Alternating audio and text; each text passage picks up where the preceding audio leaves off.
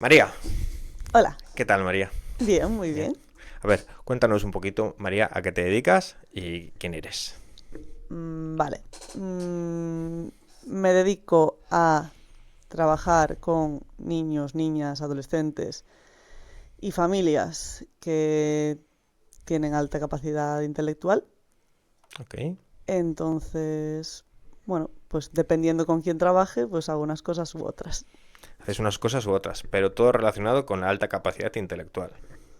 Con las altas capacidades, sí, Con las altas en capacidades. general. Vale, explícanos un poquito qué son las altas capacidades. Pues las altas capacidades es algo que puede estar, es que no sé cómo decirlo de manera que sea totalmente correcto, pero es una condición que tienen ciertas personas que hacen que pues tengan una forma diferente de ver la vida o de, bueno, o sus conexiones neuronales. Bueno, es que ya depende si lo analizo de manera física, de manera... Explícale, o sea, Hmm, así como se lo explicarías a un niño, ¿sabes? Claro, ¿tú cómo le explicarías a un niño que tiene altas capacidades? O que es diferente. No sé cómo se lo dices a un niño, realmente. cada persona es diferente, nadie es igual Vale, bueno, claro. y simplemente lo que a ti te pasa es que tienes una forma diferente de ver la vida con respecto pues, a al resto de niños de tu clase, posiblemente.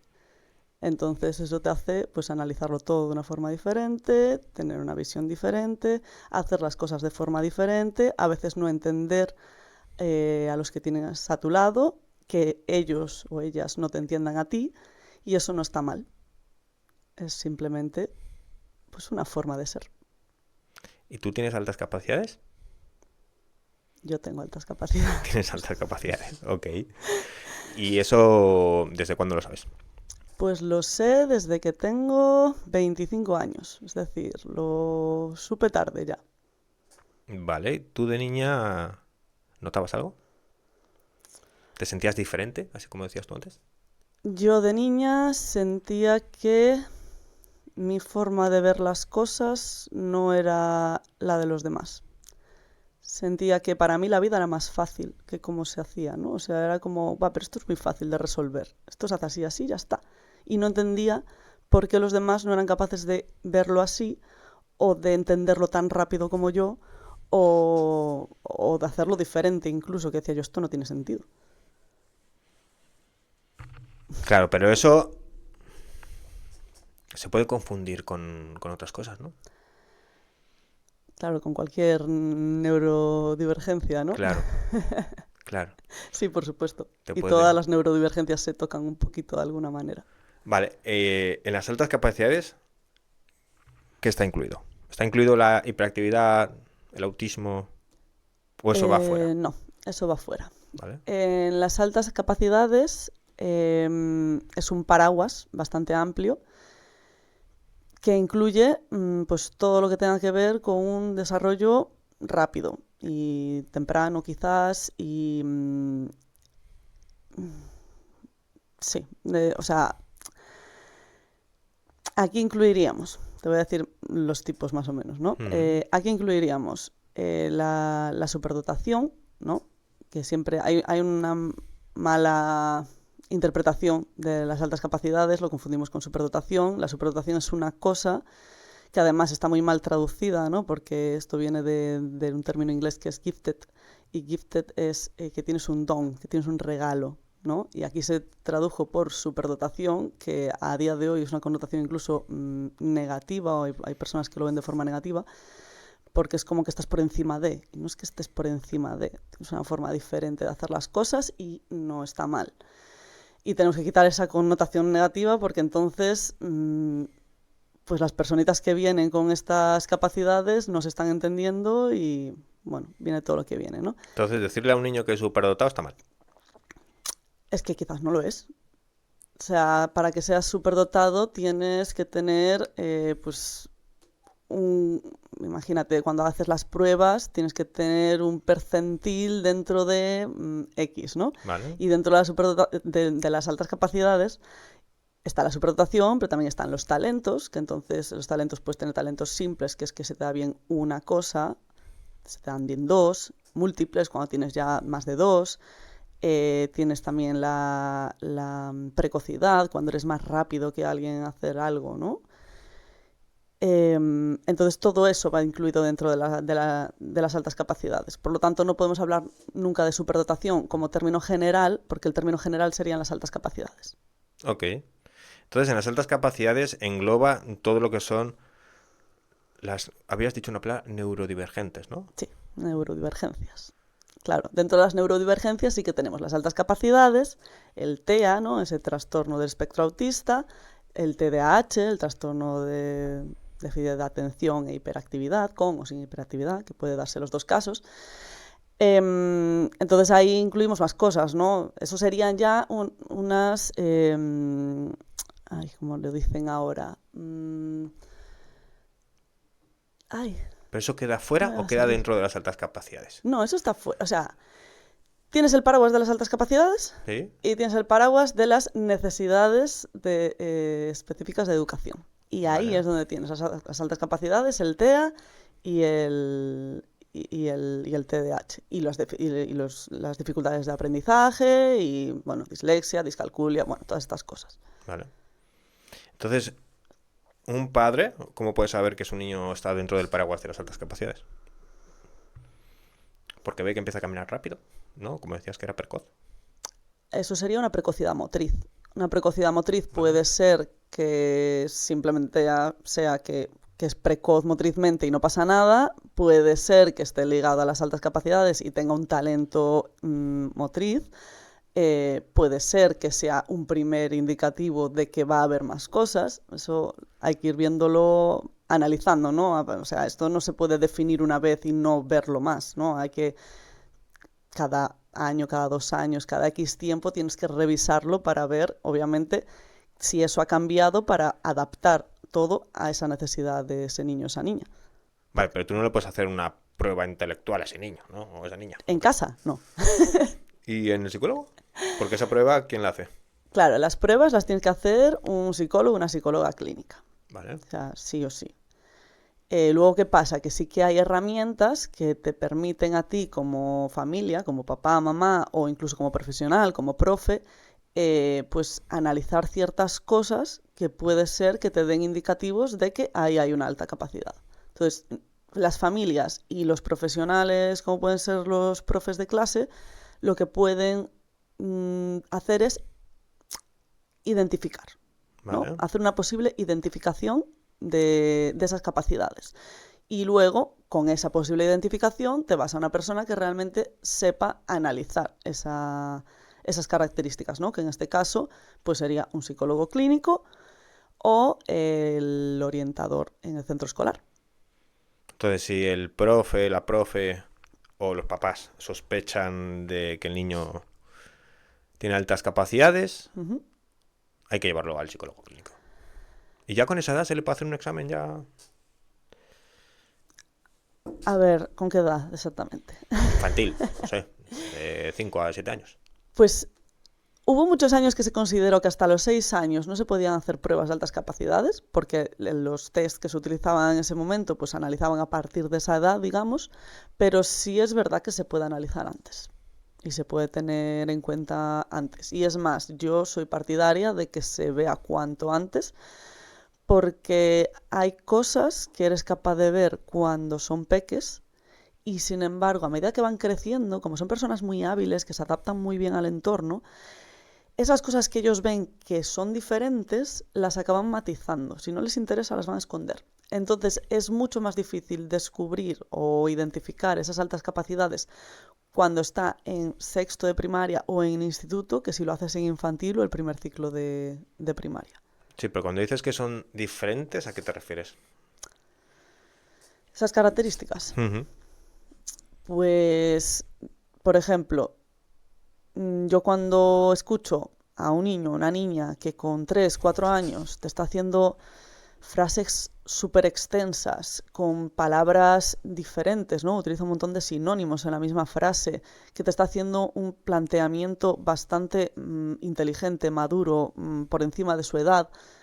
Pues todo eso, claro, lo veo infantil. Yo ya si voy a primaria, quizás no lo veo igual. Quizás incluso ha adaptado ya ese lenguaje y ya utiliza las mismas palabras que utilizan sus compañeros porque no quiere destacar. Y esto pasa sobre todo con las niñas. Las niñas son muy hábiles para esconderse y como culturalmente tenemos aún una forma de enseñar que propicia que las niñas quieran sentirse integradas al grupo, lo hacen más todavía. No destacan. Los niños tienden más a destacar y las niñas a ocultarse. No siempre, pero pasa mucho. Vale. Entonces, como padre o madre, si vemos que el niño está destacando en algo, lo llevamos al psicólogo clínico, le hace unas pruebas y después. Al psicólogo o al orientador o orientadora del centro. Vale, es decir, ok. si de hecho, para mí el primer paso debería ser hablar con el centro. O sea, la comunicación familia, centro escolar es súper importante y el orientador o orientadora debería ser quien hiciese ese primer acercamiento. Que si el orientador o orientadora no está dispuesto, no sabe o necesita ayuda externa, ahí vamos al psicólogo clínico. Vale. ¿Y después de las pruebas? Después de las pruebas le hemos puesto una etiqueta Sí. y las ¿Cómo nos etiquetas gustan las pueden etiquetas? ser muy malas, pero también pueden ser muy buenas, todo depende de lo que hagas con ellas. Y a mí no me molesta una etiqueta porque a mí me da información, la etiqueta me da información sobre ese niño, sobre esa niña y lo que pueda necesitar. Pero si solo tengo la etiqueta y no hago nada con esa información, pues mejor no le pongas la etiqueta, digamos, ¿no? Pero para mí ese tipo de etiquetas, si vas a hacer algo con ellas, son muy importantes y deberían estar. Vale. Una vez que le hemos puesto esa etiqueta, Uh-huh. ¿qué hacemos luego? O sea, ¿qué es lo que haría el orientador o los profes? Vale, pues una vez que lo sabemos, pues deberíamos atender a esas necesidades, ¿no? Y estos niños, estas niñas, necesitan muchos estímulos, les encanta aprender, es como esponjas que absorben todo lo que les puedas dar. Y muchas veces tienen incluso pues un talento o algo que, bueno, pues que les encanta por encima de todo y quizás en clase no tienen el rendimiento que se espera porque solo les gusta una cosa. Entonces, si solo les gusta una cosa, podemos aprovecharnos de esa cosa y inclinarlo todo hacia ahí, ¿no? Esto Ok. también aquí el maestro o la maestra tiene que ser muy flexible y tener mucha capacidad de adaptación, ¿no? Porque es verdad que a veces es complicado. Pero puedes sacar cosas preciosas de estos niños y de estas niñas y te puede servir para, para estimular también a los demás, porque te puede sacar cualquier cosa. O sea, claro, como tiene un pensamiento así muy divergente y de pensar fuera de la caja, pues de repente, no sé, estás hablando de animales y acabas hablando de física cuántica, no sé, depende. Claro. Claro, habría que redirigirlo, ¿no? Hacia ellos para que puedan sacar ese potencial. Sí, y esto en realidad se debería aplicar a cualquier niño o cualquier Sí, niña, claro. no tiene que tener ni altas capacidades, ¿no? Al final, cada persona es diferente, cada uno nos gustan unas cosas y debería ser que la educación tuviese más en cuenta esas individualidades y no tanto intentar que todos sean iguales y pasen por el mismo aro, ¿no? Porque no es eso. Y la sociedad está demostrando que cada vez necesitamos personas más creativas y que busquen soluciones diferentes, entonces es una pena que se esté perdiendo ese potencial por intentar que todos sean iguales. ¿Y fuera de clases hacemos algo? O sea, ¿hay que llevarlo a algún sitio específico o clases extraescolares o algo? Pues lo ideal sería que fuesen a actividades de enriquecimiento, que se llaman, ¿no? Son actividades extraescolares, que el enriquecimiento se puede hacer en el aula también, ¿eh? Y eso los profes, las profes pueden hacer cosas muy bonitas también. Pero lo que está guay del enriquecimiento fuera del aula es que ya son programas específicos para altas capacidades. Es decir, que va a haber otros niños, otras niñas que sean como ellos, que les gusten más o menos las mismas cosas, tengan los mismos intereses o no tengan los mismos intereses, pero sean capaces de entender la forma de pensar o de hacer, ¿no? Entonces es una dinámica interesante para que ellas sean conscientes de que no son únicos, que en su aula pueden sentirse un poco más fuera de lugar, pero que hay otros como ellos, que hay otros como ellas, y por lo tanto pueden ser más auténticos. Ser Ahí no más se tiene, ellos mismos. exacto, ahí no se tienen que ocultar, porque nadie los va a criticar. Obviamente luego cada uno tiene su personalidad y cada uno es como es, y puede ser que haya niños que no se lleven con X niñas, tal, esto depende de las personalidades, ¿no? Pero de primeras a nivel mental es como que hay un entendimiento. Claro, que encajan en el sitio. Encajan, sí, quizás esa es la palabra. Y eso, o sea, una vez que detectamos eso y lo llevamos a clases extraescolares, ¿no? O, bueno, actividades, ¿eso se puede hacer a cualquier edad? O sea, me refiero, eso es un plan, si detectamos en un infantil esas altas capacidades, seguimos ese plan infantil, primaria, adolescente, o llega un día que ya no necesitas más estímulos. Hombre, yo creo que siempre necesitas estímulos. Sí, claro, pero Siempre, a ver, ¿qué pasa? Que hasta ahora, sobre todo lo que hay es sí, etapa pero, de... o sea, yo me refiero, tú fuera de esas Sí. clases extraescolares, tú llegará una edad, con 20 años, Ujú. que esas clases ya no estén dedicadas para tu edad. Claro, yo hasta ahora lo que sé que hay es hasta los 18 o hasta los Vale, ok. 16 incluso, ¿no? Porque es como la etapa escolar y luego cada uno al final, entre estudios o ya trabajo o lo que sea, pues obviamente puede que no tengas tiempo para este tipo de cosas, ¿no? Eh, ya depende de la persona y lo que considere, ¿no? Yo creo que no hay, o que yo conozca, no hay actividades específicas para alta capacidad a partir de esa edad, pero estaría interesante que se siguiesen juntando y posiblemente si lo ha hecho de antes, pues hagas con esos amigos, ese grupito que sí tenga para toda la vida, o no, o llega a la universidad y ahí encuentre ese grupo, o...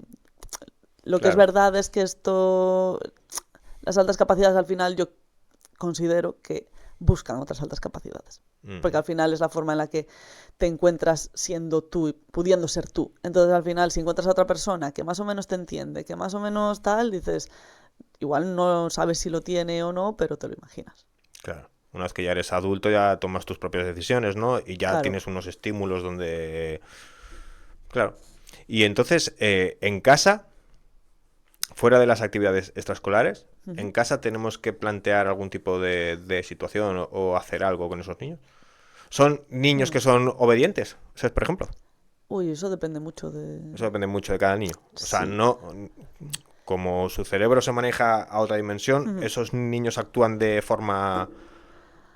A ver, a mí me gusta explicar que dentro de cada persona conviven como diferentes edades, ¿no? Ujú. Entonces tenemos una edad física, que es pues cómo nos desarrollamos, ¿no? A nivel pues motriz, etcétera, etcétera, ¿no?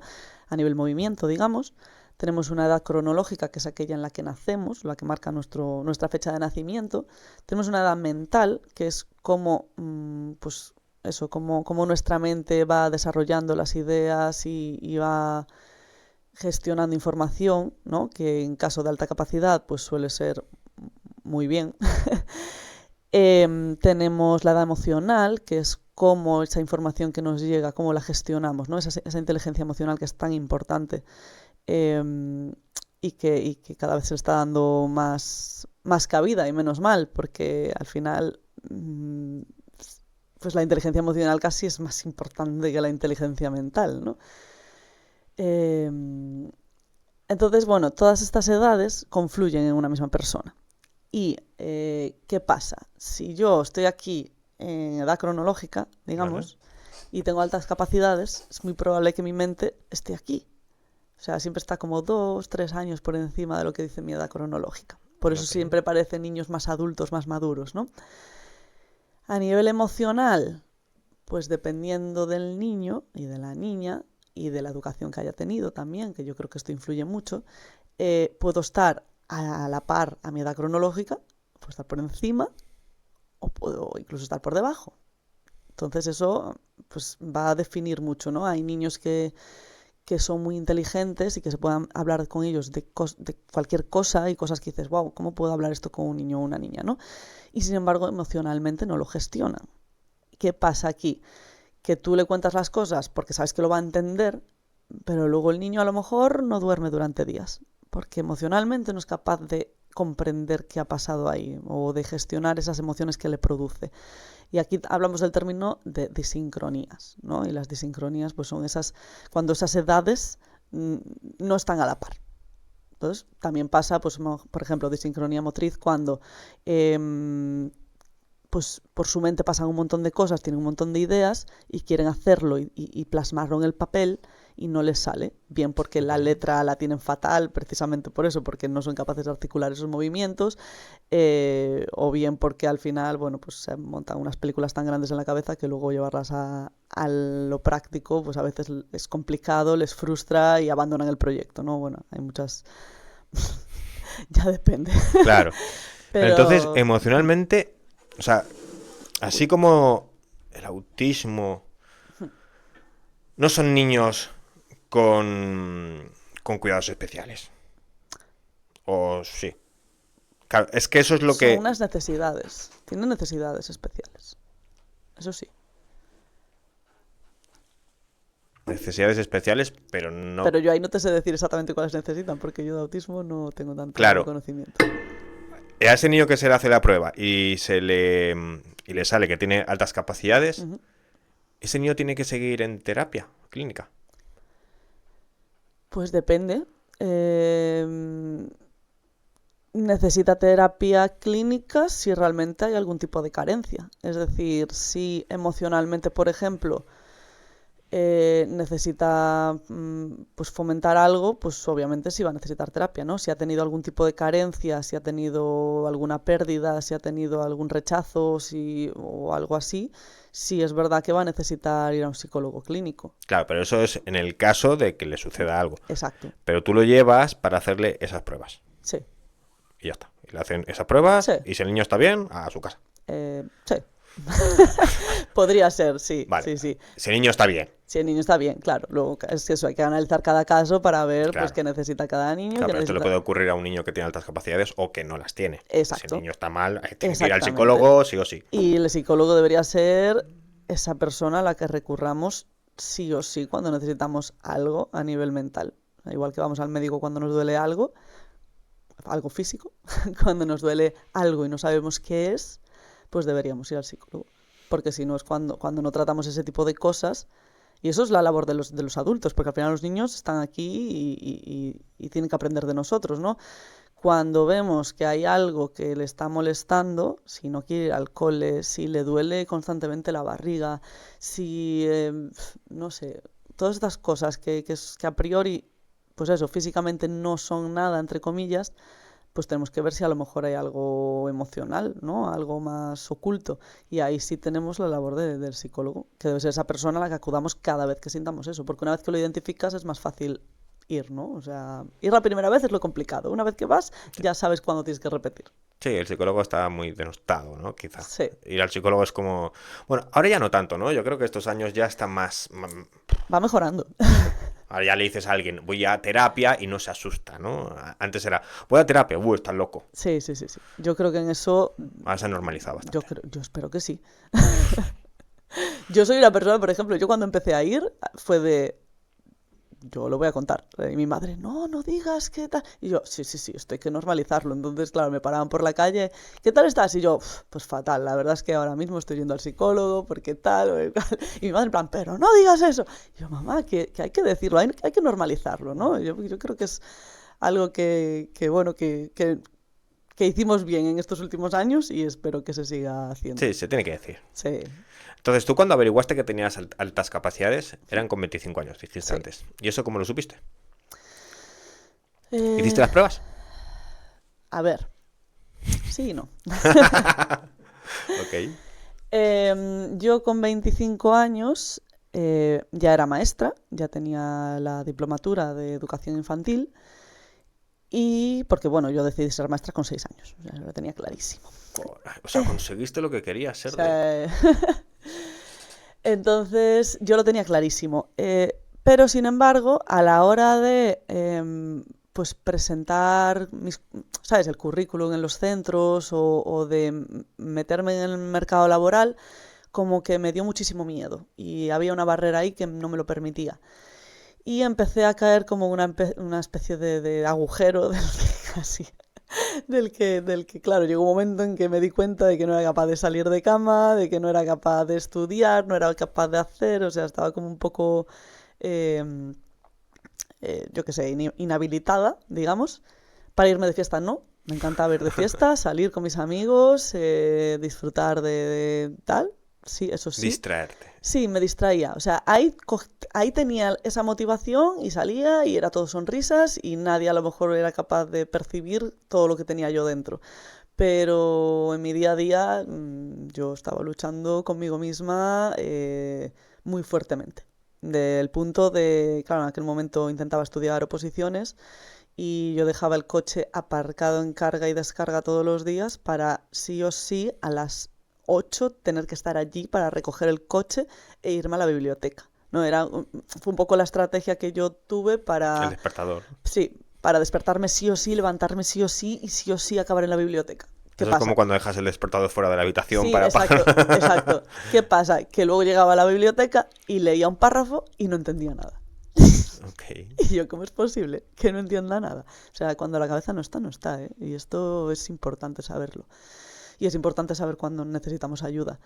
Y mis padres ya llevaban, pues eso, a lo mejor un año o dos diciéndome, María, te notamos rara, no sabemos qué está pasando, no crees que necesitas ayuda, tal. Y yo, no, yo súper poderosa porque yo siempre podía con todo.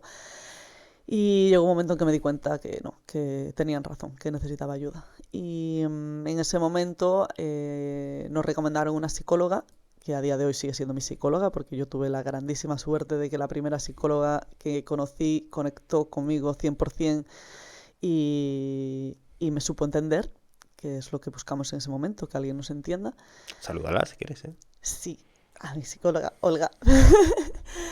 Olga, que sí que me ayudó muchísimo, que fue la única persona que en ese momento yo sentí que me estaba entendiendo y por ese motivo, eh, ostras, es que fue un antes y un después. Fue un cambio total en mi vida porque a la segunda cita me dijo, María, no sé si te importa que te haga un test de inteligencia. Y yo, como siempre, fui una persona que me gustó mucho así, pues jugar con la mente y los pasatiempos y las encrucijadas y bueno, todo este tipo de juegos y ponerme a prueba. Dije, vale, venga, ok. Y entonces yo no hice los test amplios, ¿no? O sea, todas las baterías de test que te hacen para determinar si tienes altas capacidades, porque son muchos test. Yo lo que hice fue una prueba, un test de matrices que se llama, ¿no? que es el Raven. Y ese test lo que hace es medir pues un poco la capacidad que tú tienes para descubrir patrones, ¿no? Son como varias imágenes y te ponen varias imágenes y te dicen cuál sería la siguiente y te ponen varias opciones. Ok. Vale, yo empecé y fue como, ay, pero esto es muy fácil, ¿no? Y ella me decía, bueno, sí, al principio son muy fáciles, tú sigue y ya me vas diciendo. Y yo veía que aquel test iba, a mí me parecía realmente sencillo. O sea, hubo algún momento en que sí tuve alguna duda más. Y hasta que encontré uno que dije, ay, sí, este me está costando, vale, este no sé cómo hacer, vale, le di vueltas y vueltas a ese problema, ¿no? O sea, pues si hago esto, si sumo, si resto, si con los colores, si la forma, si no sé qué, o sea, bueno, le daba 1000 vueltas. Y como me atasqué, pues hice lo que hacemos todos cuando nos atascamos en los exámenes. Bueno, sigo y ya Copiar. vuelvo. No podía. Sigo y vuelvo atrás, ¿no? Cuando acabe, vuelvo ahí. Y entonces mi psicóloga en ese momento dijo, vale, pues mientras tanto te voy corrigiendo las que ya tienes. Y fue corrigiendo y yo ahí con el ejercicio dándole vueltas y vueltas y yo, no puede ser. O sea, si todos más o menos los descubrí relativamente fácil, no soy capaz. Y llegó un momento en que mi psicóloga dijo, mira María, ¿cuál es la duda? Y yo, pues es que estoy entre esta opción y esta. Estaba entre dos ya, ¿no? Ya había descartado las otras. Y dice, vale, pues pon la que quieras. Y yo, no. Yo quiero hacerlo perfecto, ¿sabes? En plan, tiene que ser tal. Y dice, María, pon la que quieras, porque al final el resto de preguntas las tienes bien. Así que esa pregunta no va a alterar el resultado del test. Y claro, puse una, fue la única que fallé. y de ahí determinamos que sí, hay una posible alta capacidad. Ok. ¿Y después de eso? Y después de eso llega toda la etapa de autodescubrimiento y de formación. Porque, claro, cuando te dicen eso, al final es, vale, ¿no? Y te pones a estudiar, o sea, claro, ella me dijo, vale, estúdialo en casa y me cuentas. Y yo, vale. ¿Tú habías escuchado lo de las altas capacidades o no? Uy, yo había escuchado lo de las altas capacidades porque al final soy profe y bueno, algo había llegado a mí, pero de toda la carrera me habían mencionado las altas capacidades en una asignatura en segundo y de pasada. Ok. O sea, prácticamente, es que prácticamente en la carrera, no sé si ha cambiado a día de hoy, pero no se da información sobre esto, ¿no?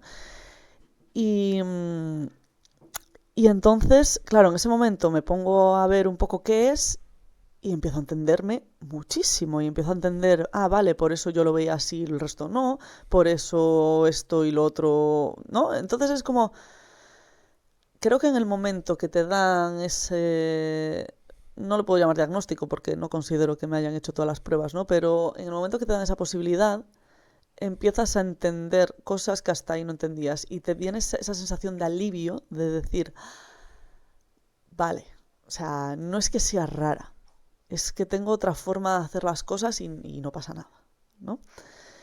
Entonces, para mí, que ya era profe, en ese momento fue un wow, y van a pasar niños por mis manos, van a pasar niñas, y no voy a saber ver esto, que en realidad es una cosa preciosa y que si lo potencias te da muchísimas posibilidades, ¿no? Porque, jolín, es más rápido haciendo, ¿no? Uniendo, atando cabos, resolviendo problemas, mm, no sé, es que es el futuro, ¿no? Es el futuro, porque si piensas diferente a lo que está establecido, es probable que llegues a soluciones alternativas y por lo tanto resuelvas cosas que hasta ahí no tenían solución. Claro. Pero todo esto sí se trabaja, ¿no? Porque al final esto es como un motor. Tú si al motor lo tienes apagado, pues posiblemente, no tengo ni idea de motores, pero seguramente coja, no sé, óxido y no funcione Sí, hay que echarle aceite para que lo... Claro. exactamente, hay que volver a ponerlo a punto, ¿no? Aquí es lo mismo. Tú si el cerebro lo vas ejercitando, pues cada vez va pudiendo abarcar más cosas, pero si no lo ejercitas es una capacidad que se queda... No la pierdes, porque no podemos decir que se pierda, pero sí es verdad que no le estás sacando todo el partido que pudiese sacarle. Vale, entonces tú después de esto decidiste estudiar y especializarte en altas capacidades. Exacto. Después de esto, bueno, primero me puse en contacto con la Asociación de Altas Capacidades aquí de Galicia, que es ASAC, bueno, que tiene un programa muy bonito en la Universidad de Santiago, que se llama Ronseldo Campus. Y yo me puse en contacto con Carmen Pomar, que es un poco la que estaba en aquel momento, y la verdad ahora mismo no te sabría decir, pero bueno, la que estaba en aquel momento de directora del programa de altas capacidades de la universidad. Y fui a hablar con ella, o sea, le escribí y le dije, oye, me ha pasado esto, ¿no? Acabo de descubrir con 25 años que tengo altas capacidades, soy profe, me gustaría aprender más sobre esto, ¿no? Y me dijo, sí, vente, sin ningún problema. Y encantadoras todas las mujeres que trabajan en ese programa, porque la mayoría son mujeres. Okay. Me abrieron las puertas de par en par, yo podía ir pues se hacen 2 sábados al mes.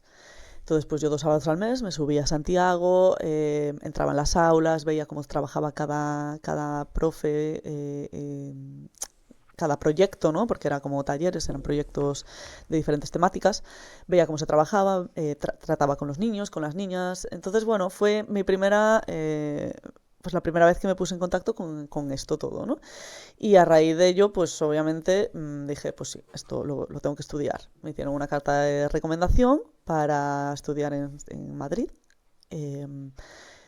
Y ahí me fui. Me fui a Madrid, pues era un posgrado de un año y medio más o menos, que tiene un título muy bonito, que era Vamos a ver el título. experto universitario en desarrollo de la inteligencia, capacidad superior y neuropsicología. Claro, hasta me cuesta pronunciarlo, fíjate. Eres incapaz de decirlo rápido. A ver, repite. ¿Experto qué? Experto universitario en desarrollo de la inteligencia, capacidad superior y neuropsicología. Joder. Claro. Eso es un posgrado. Es un posgrado. Ok. Y nada, y yo como también necesitaba ese cambio de que estaba yo en un momento bajo a nivel emocional, estaba pues trabajando muchas cosas como psicóloga y estaba autodescubriéndome muchas cosas a raíz de todo de las altas capacidades, y entonces decidimos que pues era un buen momento para salir también del pueblo y probar la gran ciudad.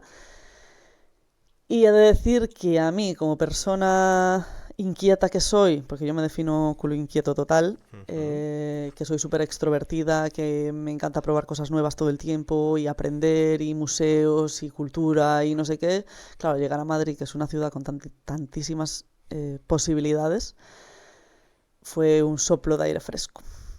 Entonces yo allí estudié todo este posgrado. Lo hice relativamente fácil porque era algo que me motivaba muchísimo. Y luego pues me quedé, o sea, hice las prácticas allí en un programa que se llama Programa Estrella, que es el primer programa de altas capacidades que hubo en España, y que trabajé con Luz Pérez, por ejemplo, que es un referente pues enorme para España en materia de eso, de altas capacidades. Y trabajé allá, hice las prácticas con ellos en el programa Estrella, y luego me quedé un año más a hacer a hacer talleres con los niños. Vale. ¿Y luego de hacer esos talleres, decidiste volver? ¿O decidiste...? Luego de hacer esos talleres y de encontrarme ya motivada, sabiendo cuál era mi propósito en la vida, de qué maravilloso esto, voy a ayudar a un montón de niños y niñas a entenderse, porque yo comprendo que no se entienden y que están viviendo esas... Vale, pues de repente me dicen, oye, pues, ¿y si te vienes a trabajar a un barco? ¿A un barco? Sí. Como soy un culo inquieto, dije Ok. para mí misma, ostras, esto lo puedo hacer ahora porque no tengo responsabilidades a nivel familiar, ¿no? Estoy soltera, no tengo pareja, no tengo, pues eso, familia, que digo, esto lo hago ahora o no lo hago nunca. Entonces me fui a trabajar en un barco de crucero, siendo pues monitora de animación de niños también. O sea, no dejo de trabajar con niños, pero sí es verdad que me voy a algo, o sea, completamente fuera de lo que son las altas capacidades. Fue una experiencia brutal, muy enriquecedora, porque al final pues convives con un mogollón de nacionalidades, conoces a un montón de gente, aprendes, pues practicas muchos idiomas, porque al final no te queda otra. Bueno, fue muy chulo. Ahí, al final, pues pongo en práctica también lo que voy aprendiendo, ¿no? Porque de todos esos niños que pasaban por mí, a veces decía, Este tiene altas aquí capacidades, hay, este no, ¿no? sí, aquí hay uno, aquí hay tal. O sea, de hecho, una vez recuerdo que tuve una conversación con un niño en el barco, porque yo trabajaba en aquel momento en el Caribe. Y tenía muchísimos, o sea, era un barco que a lo mejor nos juntábamos 80 niños en cada sesión, ¿no? De las actividades. Y había un niño que tenía, no sé, 11 años, una cosa así, que lo pillaba todo rapidísimo, pero rapidísimo, rapidísimo. Y además te venía hablando de la situación política y económica de Colombia, que era el país del que era él, y te decía, pues, o te comparaba, ¿no? Pues porque nosotros teníamos en el barco las cosas en dólares, creo, sí, en dólares, y te lo comparaba claro, con el peso, ¿no? Creo que es ¿Dónde? en Colombia. No lo sé. Bueno, te lo comparaba con la moneda colombiana y claro, es que esto allí equivale a mucho, ¿no? Era capaz de ver el cambio y como para un país como Colombia, que es un país pues en desarrollo todavía, como eso era mucho más caro de lo que para nosotros podía ser esos dólares, ¿no? Entonces, bueno, te habla de muchas de estas cosas, ¿no? Y luego, cuando hacías los juegos, se implicaba muchísimo y jugaba, pero se frustraba mucho con sus compañeros porque no lo seguían, ¿no? No iban al mismo Ok. ritmo, no tal. Y recuerdo tener una conversación con él llorando, desesperado, de ¿por qué no hacen no sé qué tal? Y yo le decía, cariño, yo entiendo que estás frustrado, entiendo que no estás entendiendo nada, pero quiero que sepas que la forma en que tú ves las cosas no es igual que la ven los demás. Entonces, está bien, es maravilloso que tú lo sientas así y lo veas así, pero cada niño, cada niña tiene sus tiempos y tienes que esperar más para que estos te entiendan a ti, ¿no? Una cosa así le dije. Esto fue hace ya 5 años, quizás, ¿no? O sea Claro, que... pero es que ese niño se pone a hablar conmigo, por ejemplo, de la situación política de Colombia y yo tampoco le sigo el rollo. No, sí, tú sí, tú sí. Joder. Y 11 años te pone a hablar sobre eso y la leche. Joder, yo ese aún lo sigo, ya así cuando me vienen con física cuántica o cosas de programación, ahí así que me pilla. Yo soy Vale. de letras, entonces. Porque tú ahora trabajas, o sea, después de tu aventura loca del crucero. Claro, mi aventura loca del crucero se acabó sí o sí porque vino la COVID. Y ahí no me quedó otra que, bueno, tuve la suerte de que me desembarqué antes y me coincidió todo fantástico para estar en casa cuando ya se cerraron todas las fronteras. Que no, Hostia, ¿verdad? Si te pilla fuera, ¿qué pasa? claro, pues yo tuve compañeros que durmiendo en aeropuertos, que no podían, o sea, o no podían salir del barco porque el aeropuerto X, o no podían salir del aeropuerto porque sus países habían cerrado fronteras, o bueno, o sea, bueno, tengo compañeros con verdaderas odiseas. Ostras. Yo tuve mucha suerte de que me bajé del barco, recuerdo que me bajé el 1 de febrero de 2020 en Dubái. En ese momento yo ya tenía un viaje a México porque no me bastaba con viajar en el trabajo, también necesitaba viajar en el tiempo libre que tenía, que hacíamos contratos de 6 meses y luego 4 meses perdón, de 6 meses y 2 meses de vacaciones. Bueno, pues yo tenía un viaje en aquel momento a México, me fui el 4 de febrero para México y volví a España, creo que fue, no sé si fue el 5 de marzo o una cosa así. Es decir, a una semana de que cerraran la frontera española.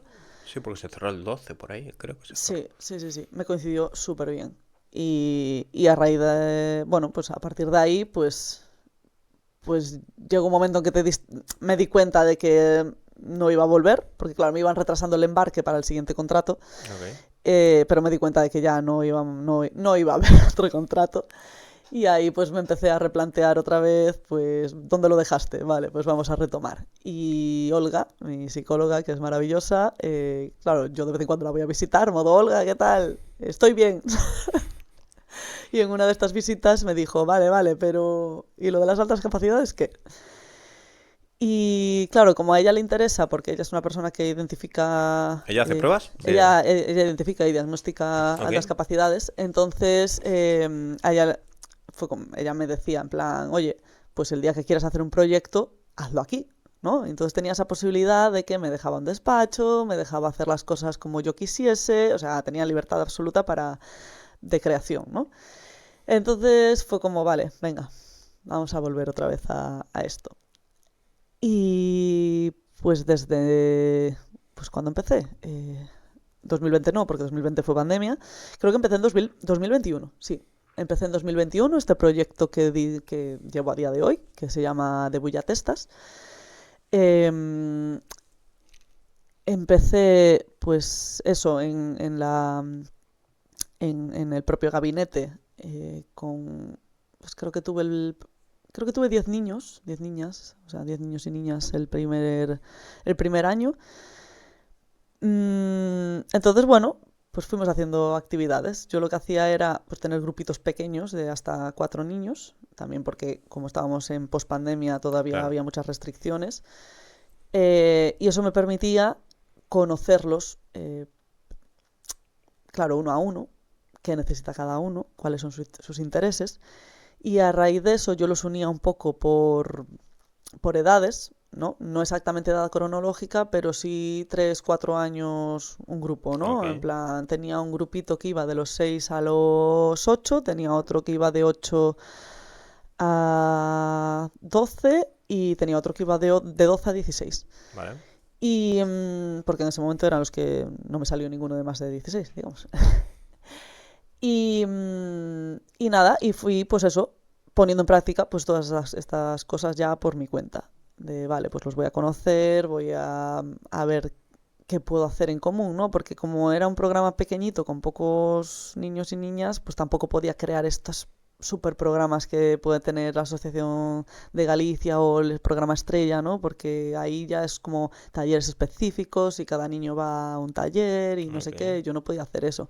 Entonces lo que hacía era conocerlos personalmente y entre todos, viendo todas las fortalezas que tenía cada uno, todas las habilidades, intentar crear un proyecto que fuese del gusto de todos y a la vez que fuese potenciando pues todas estas cosas, ¿no? O que incluso si uno sabía de una cosa, pues aprovechar para que los otros aprendiesen esa cosa, ¿no? Que es lo guay.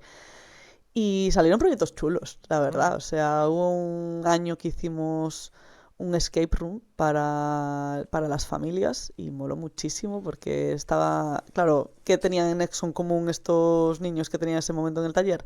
Les encantaba una serie. Ay, que ahora no me va a salir el nombre. Mystic. ¿Cómo era?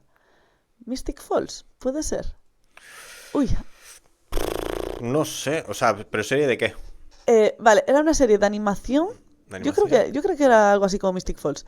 Que era como de misterio y de descubrir. Claro, les gusta porque es de descubrir y Claro. misterios y cosas así. Entonces era como de que pasaban cosas raras en un pueblo y tenían que ir descubriendo, ¿no? Y había personajes como súper aleatorios y bueno, era como una fantasía de cosas raras.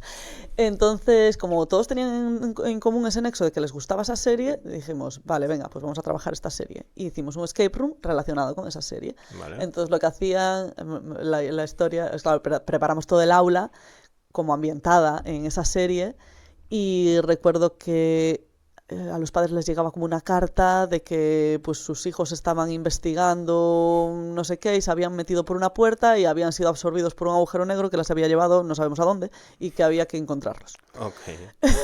Entonces, pues ahí se venían los padres preocupados por sus hijos, que sus hijos andaban por allí revoloteando. Vale. Pero claro, era como que tenían que descubrir, claro, todas las pruebas, todas las pistas y todo tal.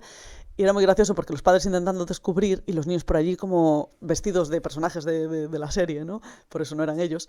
Pero estaban allí como, ¿pero por qué no entiendes que esto es así, asá? ¿Sabes? Es como hasta les causa frustración que los padres sean lentos descubriendo X cosas, ¿no? Entonces, bueno, estuvo muy guay. Al final salieron, la familia salió, tenía una hora y Con salieron. pistas, ¿eh? Seguro. Sí, sí, tuvimos que dar alguna pista, es verdad.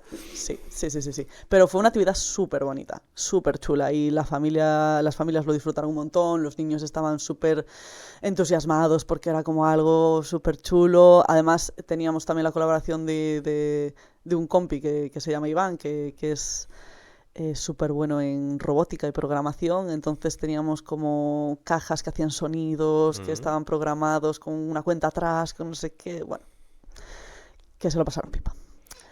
Hubo otro proyecto que fue un juego de cartas también, que fue increíble porque, no sé, los veías jugar, o sea, se inventaron el juego, o sea, ¿qué me pasa con ellos muchas veces? Que es que son ley del mínimo esfuerzo. Son vagos. No, no me gusta llamarles vagos porque es feísimo, pero muchas veces son ley del mínimo esfuerzo. Entonces tienes que darles como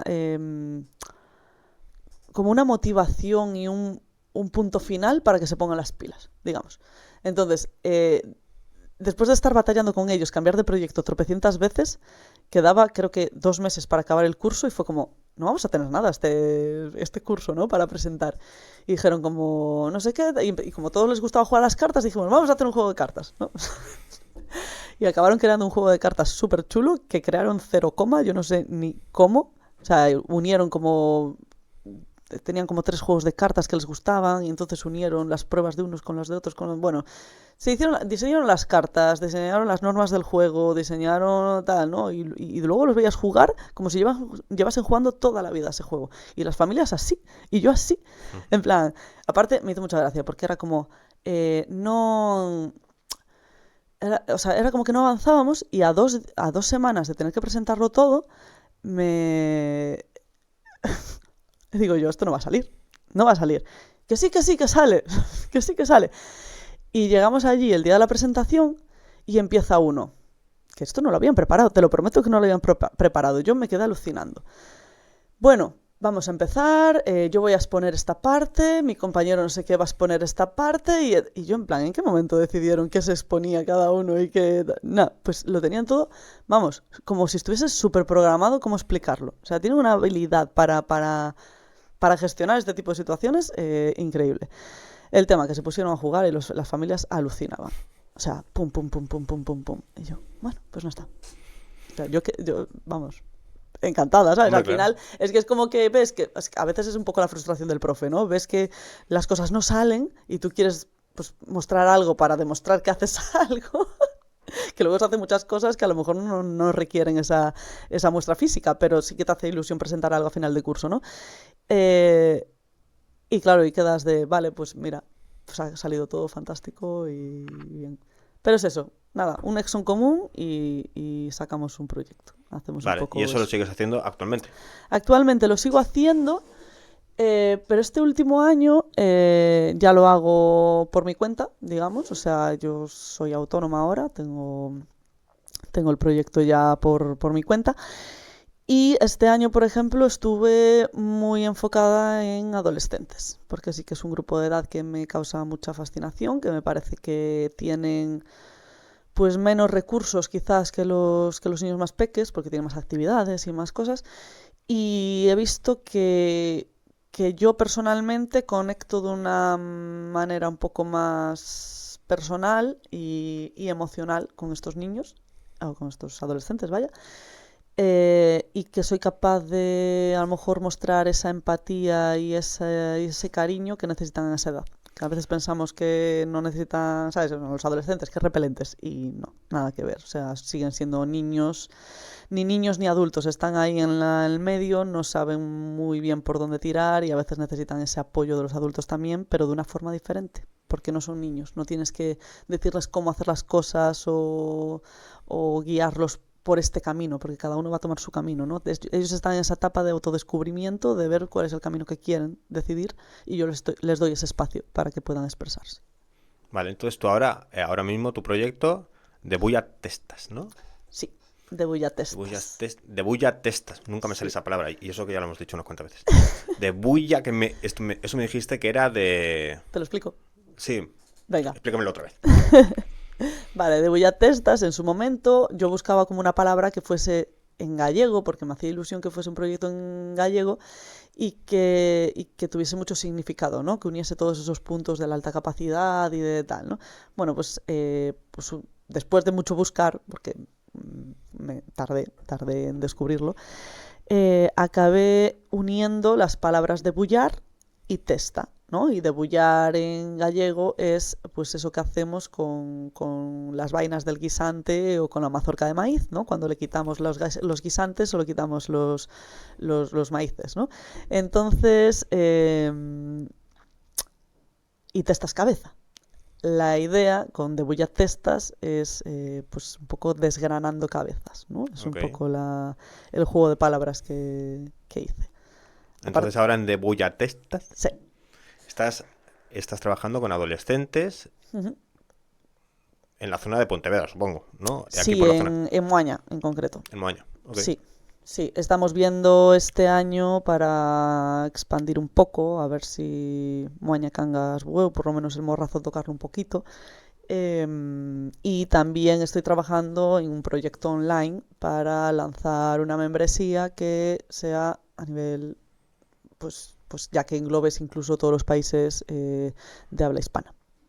Porque al final sí es verdad que las altas capacidades requieren pues eso, unas actividades o cositas específicas que no están al alcance de todo el mundo, bien sea económicamente, bien sea físicamente por el espacio. Y me interesa me interesa divulgar, que se conozca y que todas las familias puedan tener acceso a una información mínima y básica de primera mano de qué es la alta capacidad y qué hacer con esa alta capacidad, e incluso de crear ciertos talleres online para que los niños también tengan esos talleres de enriquecimiento. Entonces, bueno, es un proyecto que es muy ambicioso. Yo soy consciente que es ambicioso y valentito, porque soy una persona que también requiero mis tiempos. Pero bueno, está ¿Está en proceso? En proceso. Qué guay. Sí, sí, sí. Qué guay. ¿Y cómo se pueden poner en contacto contigo?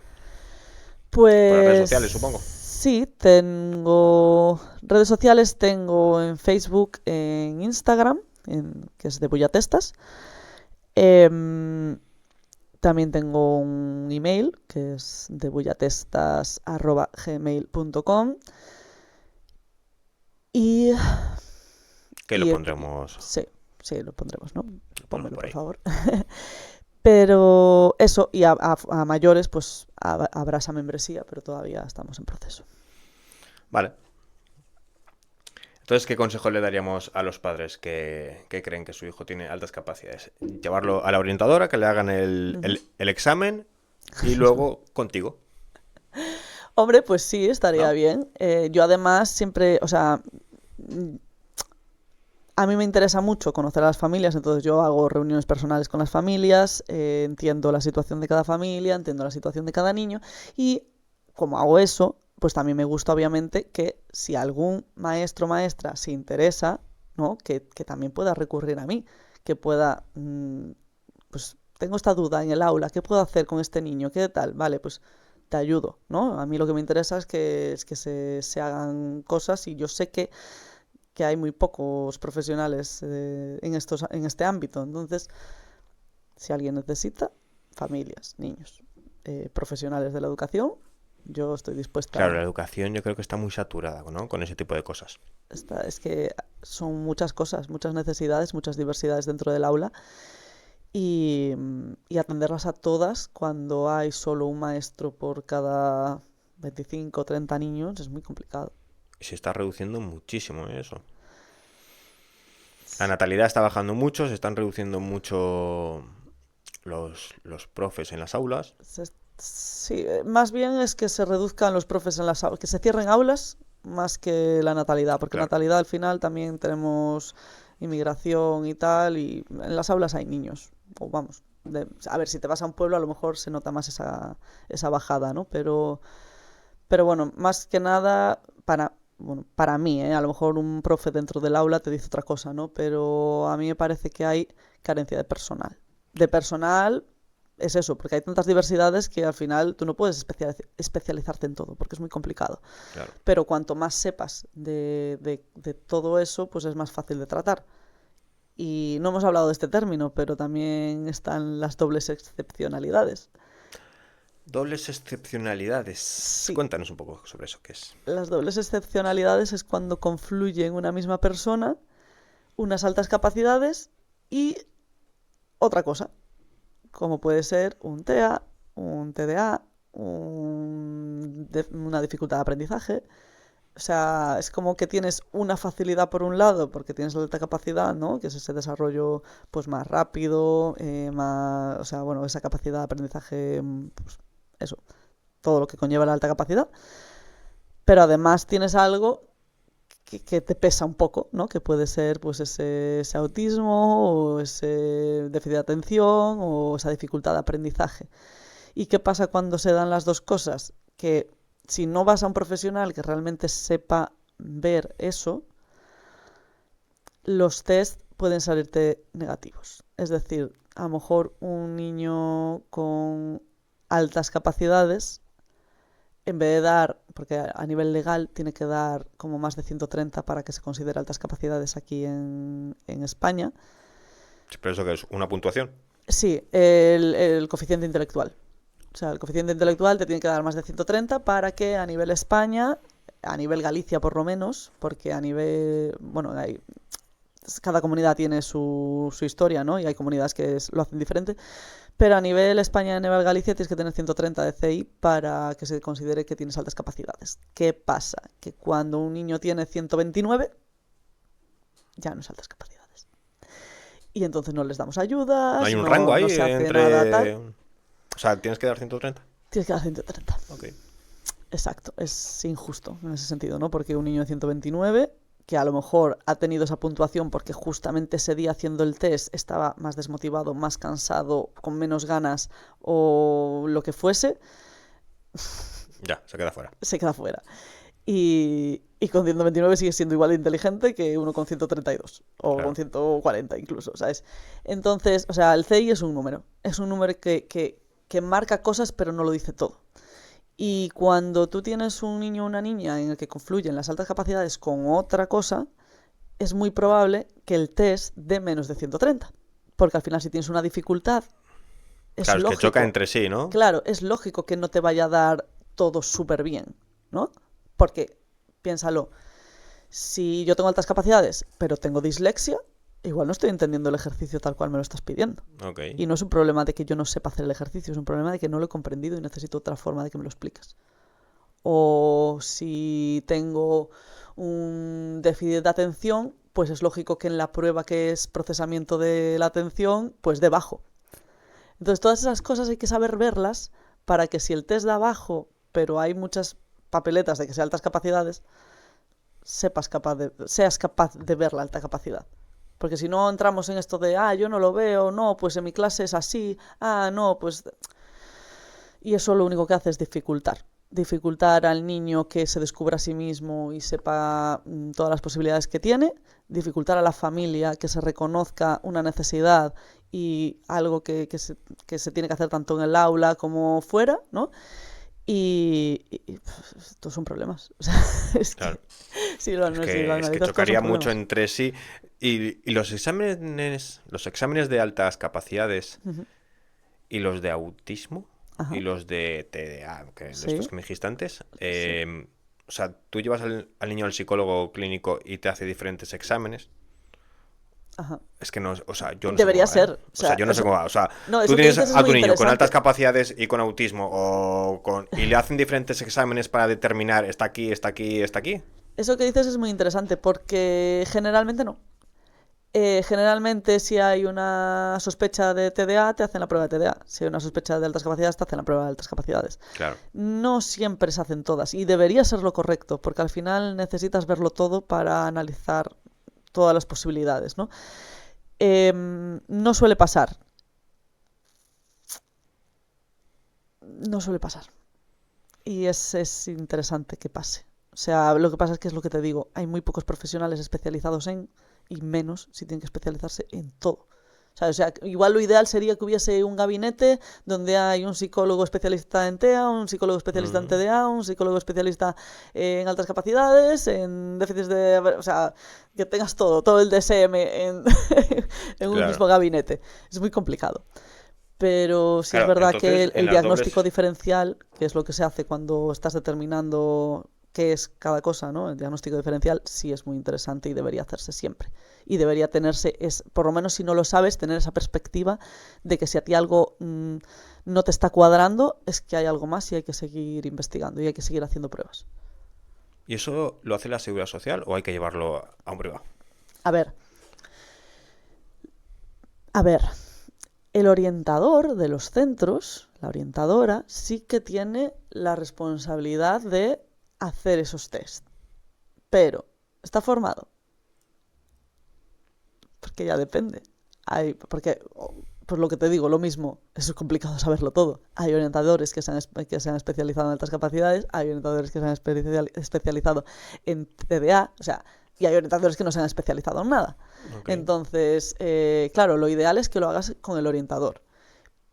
Pero el orientador tiene que saber lo que hace, porque si no es complicado. Sí es verdad que hay otra figura, aquí en Galicia por lo menos, fuera de los centros, ¿no? Que es que ahora no me va a salir el nombre, bueno, es como una orientación externa a los centros, y, y esa orientación sí que te ayuda, ¿no? En plan, pues tengo una duda en esto y entonces incluso puede ser que ese organismo venga al centro y pase pruebas, ¿no? Pero claro, hay que tener, estamos en la misma, tienes que tener en cuenta el diagnóstico diferencial y todas esas posibilidades y generalmente no se tienen en cuenta. A mí cuando me llega un informe de un centro, con suerte, porque no siempre los centros lo hacen, a veces los padres pues están ya cansados de pelear con el centro y acaban recurriendo a un psicólogo externo para tener ese diagnóstico que no les están dando. Cuando me llegan los informes, generalmente es un informe de altas capacidades y ya. Como mucho si hay una conducta disruptiva o algo que esté imposibilitando la convivencia en clase, hacen algún test más. Okay. Pero generalmente no, es altas capacidades, o sea, ven la inteligencia, ven la creatividad, ven pues eso, la velocidad de procesamiento o así, pero raramente incluye un test de personalidad, por ejemplo, y también es algo que hay que ver, ¿no? Y ya rarísimos que incluya un test de autismo o de trastorno, o sea, o de déficit de atención. Eso es rarísimo. Ya tiene que El ser porque lo buscan. autismo se puede detectar antes, ¿no? Creo, o sea, me refiero, ¿no? Todo se puede detectar cuanto antes mejor. Pero Claro. hay que saber verlo. Por eso es tan importante la divulgación al final, ¿no? Porque cuanto más sepas sobre un tema, más vas a ver esas cosas que tienes que tener en cuenta, digamos. Claro. Pero tú a un niño, un TDA quizás lo ves antes que altas capacidades, ¿no? Una hiperactividad, un autismo, se puede ver, se puede detectar antes. Es que ¿sabes qué pasa? Que Bueno, a lo mejor tú con tu ojo clínico no. es que Pero... entre todas estas cosas hay como umbrales muy finos, muy, muy finos. Y hay cosas que son de TEA, pero que también tienen alta capacidad. O son de alta capacidad, pero también tiene TDA. Entonces es como que hay que analizar muchísimo antes de decir esto es así. ¿Sabes? O sea, yo qué sé, los niños de alta capacidad también pueden ser muy inquietos. No es como el TDA, que a lo mejor es más, pues, no sé, más difícil de controlar. Me parece feísimo decirlo así, pero bueno, no es lo mismo. Okay. Pero sí es verdad que como las altas capacidades son muy inquietas a nivel intelectual, pues es muy probable que se levanten, que haya un estímulo y que vayan a investigar y que hagan tal. Y eso no quiere decir que tenga TDA. A lo mejor sí, a lo mejor tiene las dos cosas, pero no tiene por qué. Igualmente, los TEA, por ejemplo, pues tienen fijaciones, ¿no? Hay temas que les gustan muchísimo y solo hablan de ese tema. Pues los de alta capacidad también le puede pasar. ¿Qué pasa? Que los de alta capacidad muchas veces son temas que son puntuales. Quiero decir, a lo mejor encuentran una pasión y solo te hablan de eso y les dura 6 meses y luego cambian la pasión, ¿no? Eso puede pasar. El TEA es más estable, digamos. Pero sí que hay cosas que se dan en todo. Entonces, por eso es tan difícil hacer un diagnóstico diferencial, porque es que hay cosas que hay que analizarlo mucho, mucho, mucho, hay que dedicarle tiempo, hay que dedicarle sesiones y no es algo que hagas en una sesión, que hay muchos psicólogos que es como pum, pum, pum, toma, diagnóstico. ¿Cómo lo haces? Claro, pero entonces si es orientador, Sí, le hace las pruebas sí. y le detecta altas capacidades, lo conveniente sería llevarlo al psicólogo clínico, ¿no? Depende. Para que le hicieran más pruebas y saber, ¿no? Depende. Si realmente consideras que hay algo más y no te lo están y no están queriendo indagar, pues sí. Entonces tienes que buscar un externo. Pero a lo mejor se lo comentas a ese orientador y es maravilloso y te dice, vale, pues voy a verlo también. Claro. O sea, el orientador tiene la potestad de hacer todo eso.